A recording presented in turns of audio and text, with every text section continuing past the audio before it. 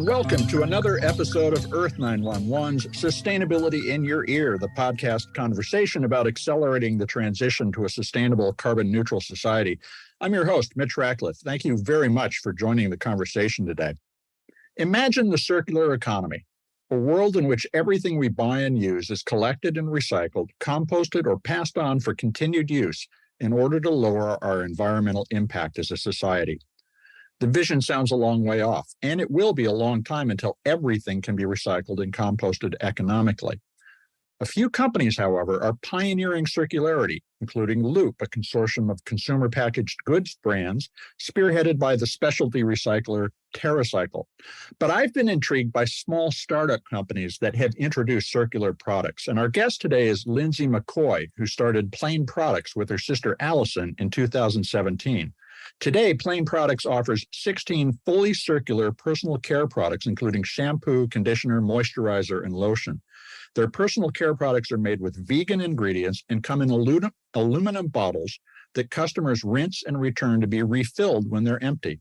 When a customer runs low, they order a new bottle that arrives before they run out, along with a return mail label. So after swapping the pump to the new container, the empty can be placed back in the shipping box to be sent back to Plaine Products, where it's cleaned, refilled, and sold again. To date, Plaine Products has prevented more than 540,000 plastic bottles from being used once and tossed in a landfill, or worse, escaping into nature as pollution. There are a lot of lessons to learn from the Plaine Products story, and maybe all of us can take some inspiration from the success of this scrappy circular economy leader. You can shop for Plaine Products at plaineproducts.com and check the podcast description on Earth911 or at your podcast service for a link that will get you 20% off when ordering Plaine Products. Please be aware that Earth911 will earn a small commission that goes toward maintaining our recycling, composting, reuse, and circular services directory. Welcome to the show, Lindsey. How are you today? Good, Mitch. Thanks so much for having me. Well, it's a pleasure to have you here, and I'm glad that it's not too smoky in the southeast today. I know you've had some bad weather, but welcome back to normal life. Wait, is there normal anymore, Mitch? I'm not even sure. I thought of that as I said it, so I agree. Point taken. So tell us about the origins of Plaine Products. You had an inspiration to launch a company that makes refillable personal care products. Where did that happen? So my background's actually in nonprofit management. When I was growing up, 80s, 90s, if you wanted to do good in the world, you didn't go into business. Mm-hmm. So, found another way. So I ended up studying first government and then nonprofit management, worked in Colorado and Boulder for a foundation for a while, ended up in the Bahamas where my husband is from. And, at that point, my only environmental credential actually was that I'd lived in Boulder, Colorado. And I knew what the term. But you knew how to recycle. Yeah, I knew how to recycle. I'd heard the term zero waste at the farmer's market. But getting to be involved in environmental work in the Bahamas meant I got to meet a lot of very smart scientists, and I got to go to a lot of beautiful places. And I would go to these beautiful remote places and find plastic. And then I do beach cleanups with kids and find plastic. And then I just be out and about on my own and find plastic. And so when scientists started to say around 2015 that there could be more plastic than fish in the ocean, I was like, unfortunately, I can see that. Yeah. It's washing up in all of these places. The Bahamas does not have the same infrastructure that we have here in the States to make things disappear when we're done with them. Mm-hmm. So I started trying to use less plastic just personally. The reusable water bottles, reusable bags, the things that we're kind of all doing. But all of the plastic bottles in my shower really just honestly started to irritate me. That I had to just keep throwing them away. There was no plastic recycling in the Bahamas. And this will, also betray my age. I was like, why couldn't we do something like how Netflix started? Where, back in the day, you get a DVD, you'd watch it, you'd send it back, you'd get another. Yeah. And so that was kind of my shower inspiration was, why can't I just reuse these bottles? At the time, nothing like that existed. We decided for other reasons to move back to the States in 2015, education, my son, I was sort of ready to do something not nonprofit. And so I was like, maybe I could start a company and solve this a different way. Mm-hmm. Actually called my sister And together we decided to start Plaine Products and have that circular. So how did that happen? Did you bootstrap this? Did you raise funding, or did you qualify for some kind of support? No, we very much bootstrapped it. We bought 3,000 aluminum bottles and got them filled by a manufacturer and started selling them online. Is how we started. It's a true entrepreneurial story. Congratulations. Well played. Now, you did this as a B Corp from the beginning. You have to be in business, I think, for a year before you can become a B Corp. But yes, you intended to. My eye was on it for several reasons. I mean, one, not having a traditional business background, I was looking for ways to learn, for standards to set, for ideas, and how to set up something that could be responsible from the get-go. I mean, as I mentioned, at the beginning of my career, you didn't go into business to do good. And so when I heard about B Corps and I saw more social entrepreneurship, as I was working in nonprofits, that interested me. And I wanted to follow in those footsteps. And so B Corp provides a lovely, very intense checklist of all of the things that you need to have if you are going to be a business for good. So, what kind of benefits does that offer an entrepreneur who embraces the idea? What, in addition to just being efficient and good, how does it help? It holds your feet to the fire. It says here are the things you're going to be measured on. And so as you're making choices, you're like, oh, I got to remember that I'm going to be asked whether or not I took, my employees, the environment, good governance into account as I make these decisions, that I'm tracking my water, that I'm tracking my electricity, that I'm tracking my waste, that I have all of the employee policies, that I'm offering good things, all of these things, because there's a sort of pretest that you can take, while you're waiting. So I went through that and I was like, okay, this is everything that I need to have. This is everything that I need to take into account. And then always in the back of your mind, I'm going to have to re-up in 3 years, 2 years. They're going to ask me these questions. And that is very helpful when you're making choices, to know that there is an external body that you're going to have to account to. It served as a North Star. Yeah, I mean, exactly. A North Star, and just a way of, as I said, I think a matrix for helping me make decisions, weigh the cost benefit of different things. They have a point system. So I was able to say, well, okay, this is important that I do this. And there are some trade-offs. There are some things that we don't have a external board of governors at this point, which is, something as a small company. Well, those trade-offs, that's a really interesting question. Every organization's context is unique. And as you're pointing out, you don't have that external board, but you do have other things. What do you think the most important trade-off decisions that you've made have been? Well, I mean, honestly, the way we do business, taking these bottles back and washing and refilling them, is not the most cost-effective way to do business, as many, many companies have proven. But we have chosen that that's sort of, the stake we've planted in the ground. And so our decisions are not just based on profit. I mean, they're based on people, planet, and profit. I do believe that choosing to have a circular model has helped us as a small company make a name for ourselves, has helped us compete in the larger world, has given us a story to tell. But certainly if we were only looking at making profit, this is not how you would do it.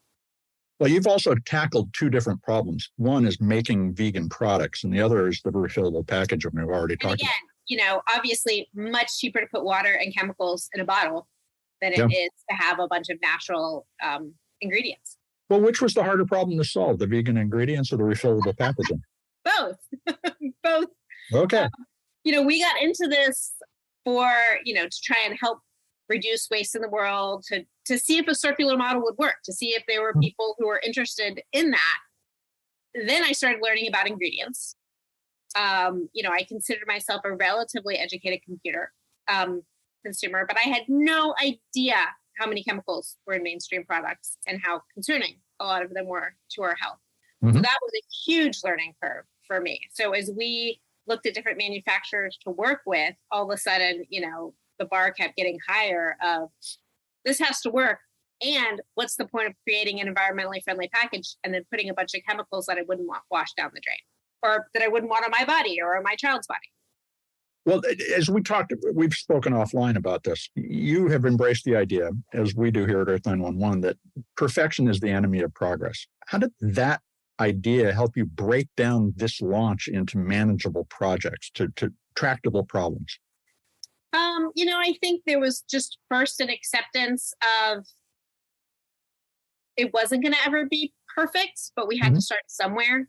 And a goal to just continue learning and striving to do better. I mean, I think we've redone the packaging 4 or 5 times now, changed taglines. I started with, join the packaging revolution. And it turned out that didn't mean anything to anyone. Your average person doesn't care about packaging. That word doesn't mean anything to them. So yeah, we went with sort of that business concept, minimally viable product. We launched with 3 products in 1 cent and just wanted to see if there was an appetite for this. And happily, there are people that are interested and not continuing to throw things away, that are interested in consuming differently and participating in the solution. I mean, people are like excited. We don't offer any incentives right now to send things back, mainly because we couldn't afford the tracking when we were getting started. And people do. I mean, people do send them back with little love notes, or make sure that we got it. So are they interested in the tracking now? Are you hearing that from them? It's honestly other companies that are more interested in the tracking than the consumers are interested in the tracking. So we're looking at it. But again, covering the cost of taking the bottles back, covering the cost of responsible ingredients, we're at a higher price point. I mean, honestly, not that much higher than other organic vegan products, but still, as a nonprofit girl, higher than I'd like to be. So at this point, I still can't justify the extra cost of the added tracking, but as the cost comes down and technology goes up, it may be something that we integrate in the future. Well, tell us how the process works when somebody has purchased and they send it back. What happens before that bottle is reused and sent back out? So, you order a product online, then as you're running low, order a refill. That refill comes with a return label. So people put the empty bottles back, send it back to us. We get the box, open it, make sure that the bottle's in good shape. The main thing that we're looking for is those aluminum bottles do have a liner that makes sure that the aluminum and the product don't interact, because aluminum, has its own problems. So, big dents could potentially crack that liner. So that's mainly what we're checking for. Drain the bottles if they're not already. We do a kind of pre-wash and a post-wash. We've borrowed from the bartender's friend, like a little scrub brush that we put it over. And then we put it in a bottle rack and an industrial bottle washer. And it goes through a cycle. And then we send it over to the dryer. And it gets dried, and then it gets stored to go back down and be refilled.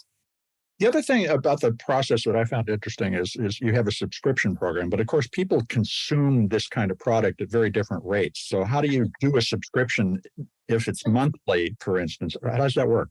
We have a lot of options for subscriptions. So anything from monthly to 6 months to yearly, even for some people. So you can specify this during your subscription sign up. Yes, we have a lot of, it's that always that tough between enough choice and not too much choice paralysis. But we've tried to walk that line and offer, as I said, 2, 4, 6. And then, people sometimes contact us and we'll set up something individually for them from anywhere from monthly to yearly. Interesting. Now, it's always interesting to think about the fact that there's a plastic bag inside every aluminum bottle or can. I hadn't thought about the inside. I'd been thinking about the outside. How many times can a bottle be used before it becomes no longer aesthetically pleasing enough for you to consider it a useful product? We're still figuring that out and we're still experimenting. When we started, we were using a process that kind of almost put paint on the outside of the bottle with one color, because that's what we could afford.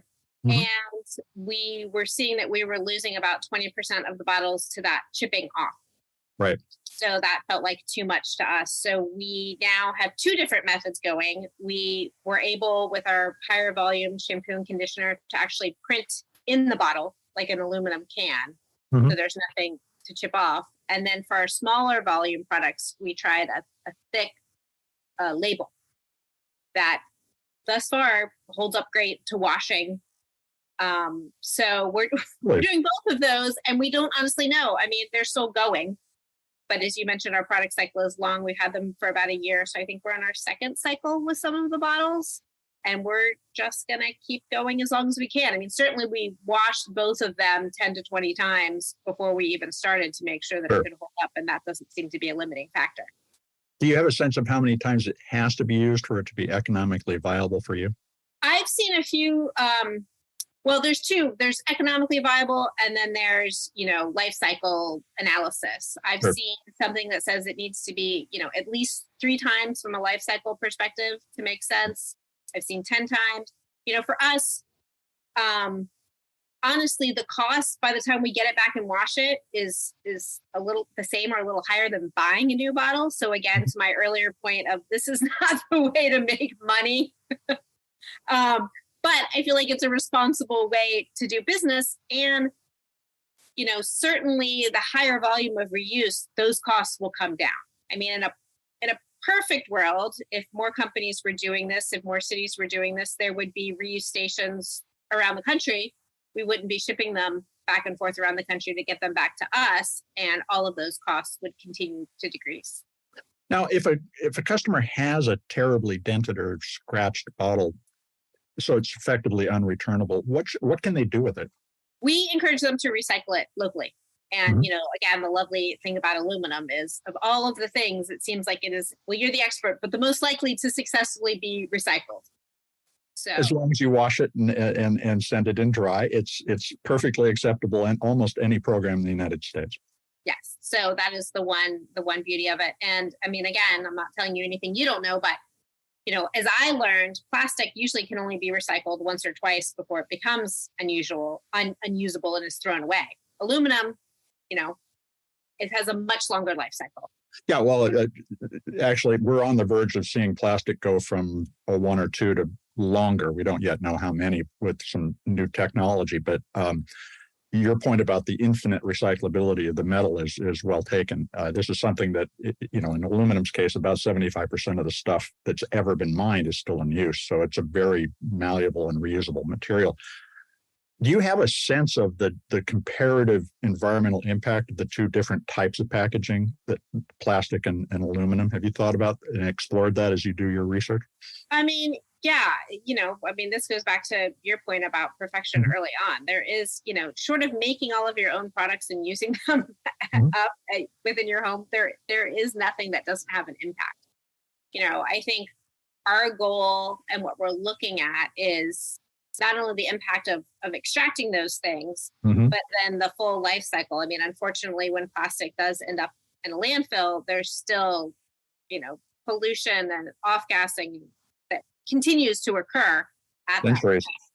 So while, aluminum is not the perfect, at least being able, in theory, to keep something out of the waste cycle completely is sort of what we're interested in, and then continuing to learn and improve upon that as we go. Well, that's a perfectly good place for us to take a commercial break because there's a lot of imperfection to talk about yet. We'll get back to this in just a moment. Hey, extended producer responsibility change makers, let's unite. Meet me and the Earth911 team in Portland, Oregon this September at the 2023 U.S. Product Stewardship Forum, the nation's only conference dedicated to EPR legislation and best practices.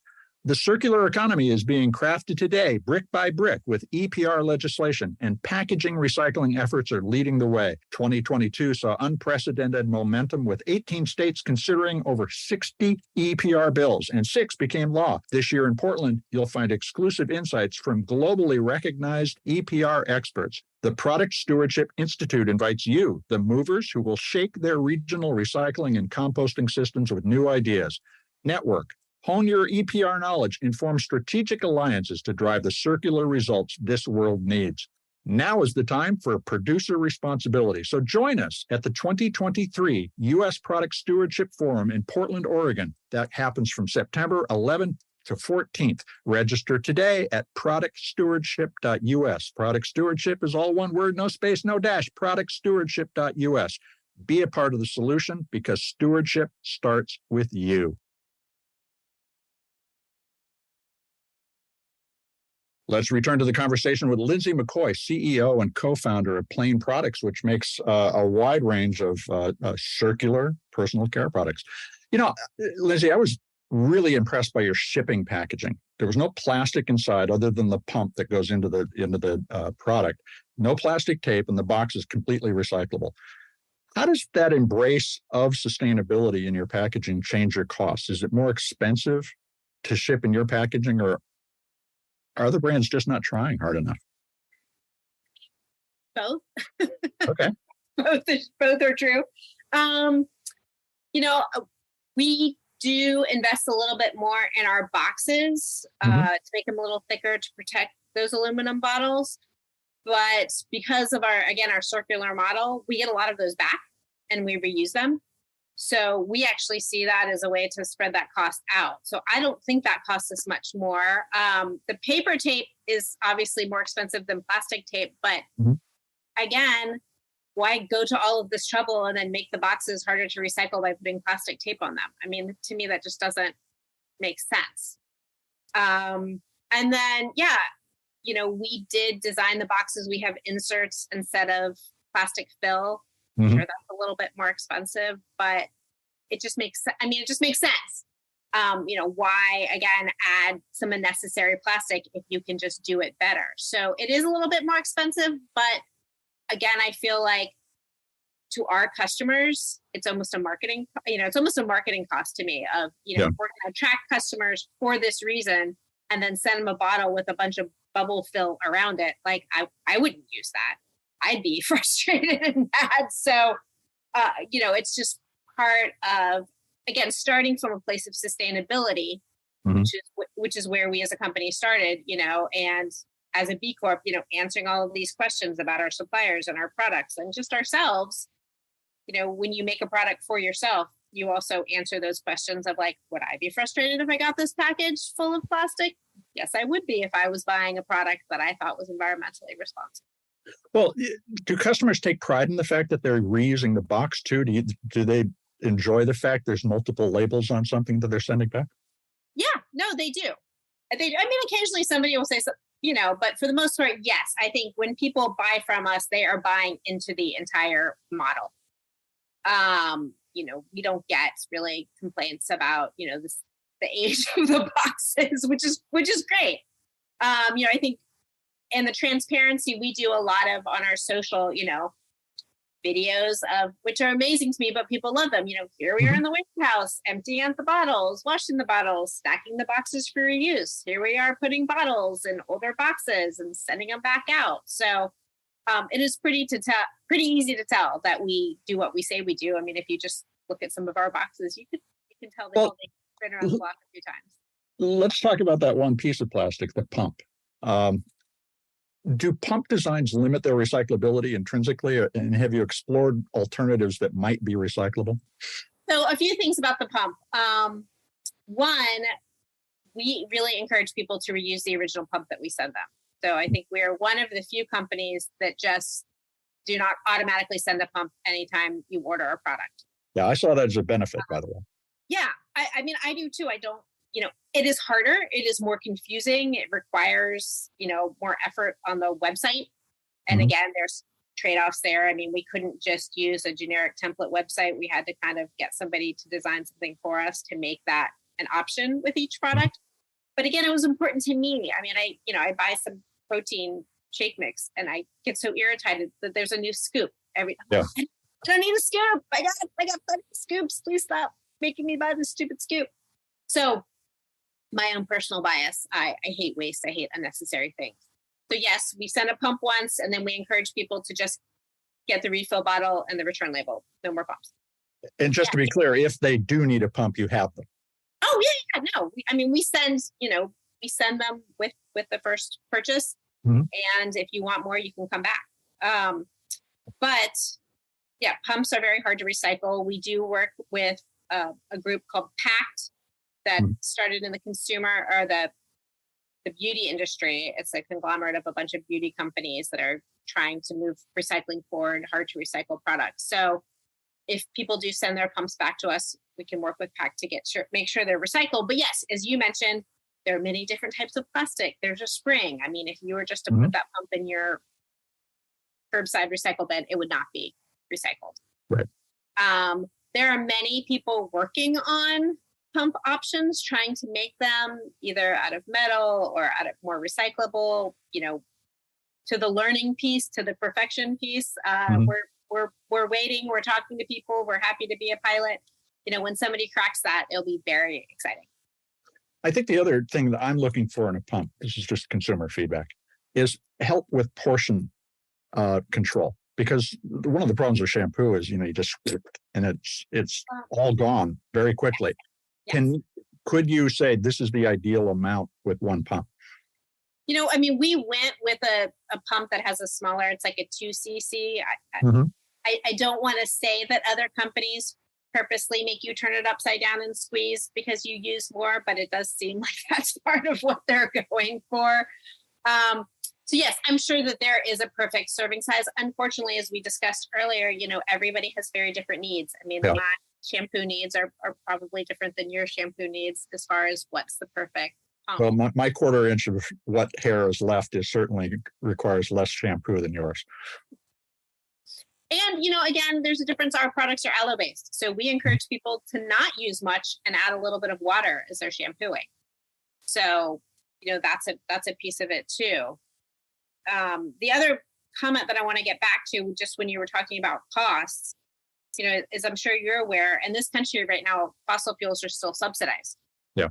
So the cost that I am paying, for an aluminum bottle and a lot of natural ingredients is really on an unfair playing field when the cost of a plastic bottle is not its actual cost, nor is it long-term cost. There's no responsibility right now that you have to take for the waste of that bottle. So while our costs are higher, I hope one day that we get to a point where those fossil fuels are no longer subsidized and there is some sort of extended producer responsibility or some means for people to have to say, it's no longer their problem once they sell it. They have to take some responsibility for the product they create. That our products would be much more, comparable to what is now a plastic bottle with water and a lot of chemicals in it. Now, you just mentioned aloe, which is generally available here in North America. Where do you source the ingredients? And are you trying to keep your supply chain as short as possible to reduce the emissions associated with what's in the bottle? I mean, I think everybody's trying to keep their supply chain as short as possible, not only for emissions, but I think COVID taught us all that the closer, the better. And happily, we work with a really family business manufacturer that is very concerned with supply chain and sustainability and natural ingredients. And so they have chemists and sourcers on staff, and happily we partner with them to handle all of that, because that is a very intense portion of the business. So they handle all the regulation, all the testing, all the sourcing for us. And we're honestly more of a distribution company at this point. Well, that raises the question about your corporate emissions and your waste and other recycling goals. So you largely count on your production partner, to accomplish those efforts. Does your company have emissions goals, and have you made those public yet? And if not, why? That's a very interesting question. As a very small company, just in 2022, we moved out of my sister's garage into a facility. We bought an old building and renovated it. So we're getting there. I mean, I think, there's 4 full-time staff and we have a lot of part-time staff, but level 1, 2, and 3 emissions are something that we're working to understand and figure out. And, there's a lot of it, as you mentioned, beyond our control. Yeah. So we do talk to our manufacturer about it. In a perfect world, if we were perfect, we would have all of that in-house and we'd be able to control all of it. But I don't know how geeky you get about this, but do you have a sense of what your scope 1 and 2 emissions are, the direct emissions at this point? Honestly, no. I mean, I have an understanding of it, but it's not something that we've been able to calculate with anything that I would feel comfortable giving you a number.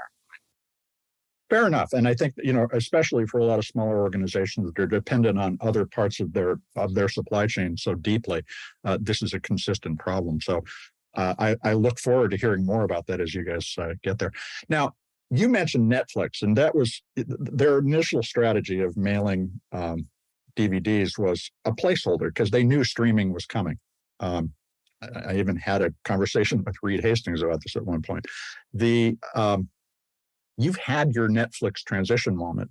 You've introduced refill stations. So now you can go to more than 270 retail stores to get a refill. Tell us about what that experience is like. What happens when I go to a refill station with a Plaine product package? So as we talked about, we originally started direct to consumer. Mm-hmm. That's still 70% of our business is direct to consumer. Small staff. So wholesale sales is tricky for us. Mm-hmm. But we had the wonderful situation of people coming to us and saying, hey, we'd love to be able to sell your products in our refill store. We've Mm-hmm. heard good things about them. People love that they can refill their bottles. What do you think? So turns out that's a whole other business. We had to spend time figuring out what we could put it in that we could Mm-hmm. reuse. I mean, we didn't want to break the chain with this new model. But there is nothing that existed that was large enough in aluminum, that was cost effective, that we could get out of it. Mm-hmm. So we ended up with two different things, a plastic bucket, but that we do take back and reuse, of 3.5 gallon plastic bucket, and then a gallon glass jar, like a mason jar, Mm-hmm. are the two different things that we now offer bulk products in. So do I buy these buckets or do I fill it from these buckets? You fill these from these buckets. So our refill partners around the country, as you mentioned, there's about 270 more all of the time, Mm-hmm. have these. You come in, you can bring your own bottle. Often these shops have bottles or have containers. It doesn't even have to be one of our bottles. It can be anything. Yeah. You weigh it as you walk in the shop, fill it up with as much or as little as you want, pay the difference in the weight. There's a cost per ounce, and Sure. then take it home. So, reuse and circularity looks different to a lot of different people. Obviously, local is always better. I mean, it's much more efficient for us to ship a 3.5 gallon bucket to someone than Mm-hmm. the 30 bottles that are within that bucket to 30 different people. So reuse is great, but there's also the reality that just doesn't work for everybody's lifestyle. So for the people that it does, it is a very responsible way from an emissions perspective, from a cost perspective to do it.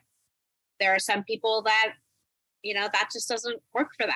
So, well, for those that are interested in it, what kinds of products do you think, based on your experience, are fitted for the refill approach? Have you looked around and thought, why on earth isn't that refillable? I mean, there are more all the time, and we're a part of that. So, I think most grocery stores, the first thing that you see is these sort of dry good bulk refill bins, which are super easy. It's Mm-hmm. super easy to have a jar and fill up your cashews. Yep. People are moving into cleaning products, which again, are a good fit. Personal care is coming along. Anything that's easy to pump out and doesn't kind of make a mess. Although now I've seen carafes, like the coffee carafes, people are using that more and more for liquids, like cleaning products. You can open and close that. So people are getting creative. I've really yet to see something that you can't find a solution for. I mean, really the only thing you can't, prepackaged, pre-made goods. But as long as you're looking for, pretty base products, I think you can do a lot of it with reuse. Well, it'd be interesting to see a much broader and deeper experimentation around that with the same aggressiveness that you took to begin with. And I hope we do see it. Now, you made it's a pretty frank and possibly controversial statement on your site, which is that we're never going to reach zero waste. To your point earlier, everything has an impact. What is Plaine Products' goals for its customers in terms of how you plan to help them live more sustainably? How do you articulate that to a customer when you're speaking with them?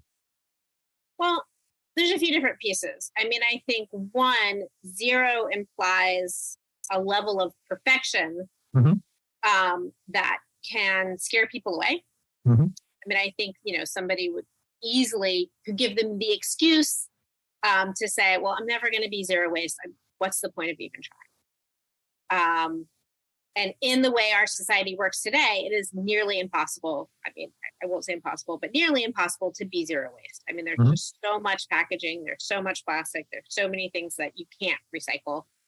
Although, as you mentioned, people are working on it, that I feel like that term just sets up an unachievable goal and gives people a reason to not get started. So that's part of why we embrace this progress, not perfection.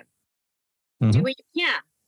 Celebrate the times you're able to reuse, celebrate the times that you're able to, get those cashews at the bulk bin or order a product that's more sustainable than something that you've ordered in the past, and move in that direction as opposed to an all or nothing mentality.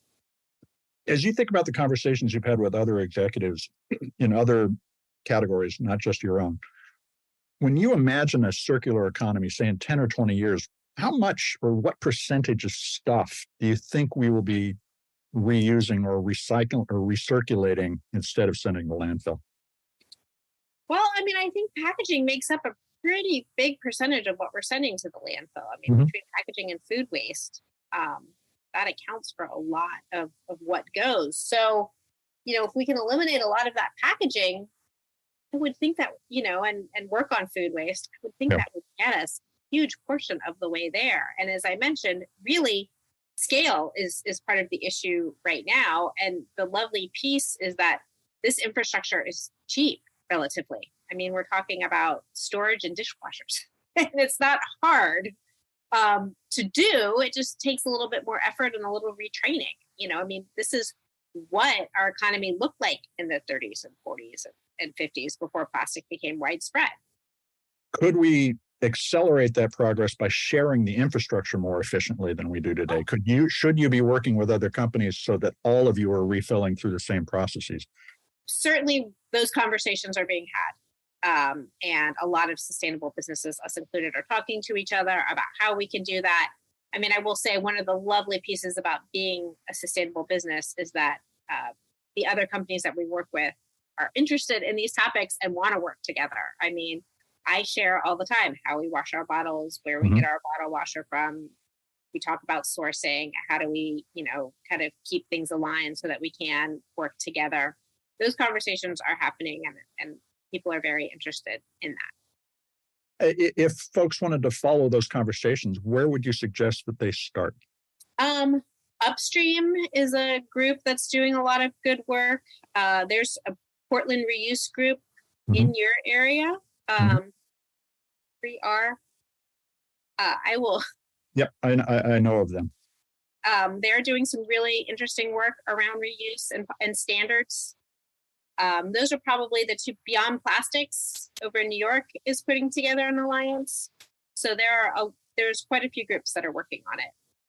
I'm curious, as you look at that, do you also see the differences between different states as one of the barriers to success in aggregating those kinds of infrastructures?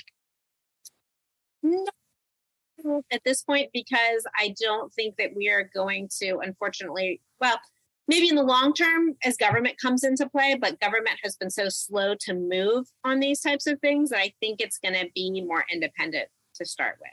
I mean, certainly we would love to have assistance with infrastructure, but I think that's going to be a little ways down the line. There are a lot of barriers and lobbyists between government involvement.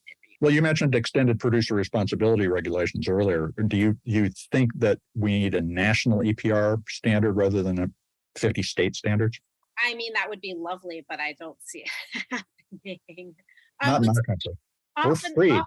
Yes, often states lead the way in these things, and certainly in those states, if some of that money gets channeled into reuse, which those conversations are happening, that infrastructure may come online quicker, and that will probably influence things. So to your earlier question, maybe my answer was wrong. Maybe it will affect it.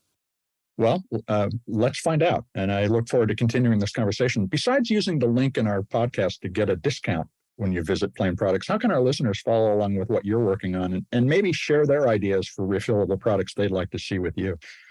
Yeah, certainly we love customer feedback and ideas. So we are on all the socials, Plaine Products, Plaine with an E. My sister and I actually share the maiden name of Della Plaine, which is where that name came from. So Plaine Products. And we would love to hear from people. Well, thanks for spending time with us, Lindsey. It's been fascinating. Thank you, Mitch. This has been a very thought-provoking conversation. We've been speaking with Lindsey McCoy, CEO and co-founder with her sister Alison of Plaine Products. Plaine is spelled Plaine, as she explained.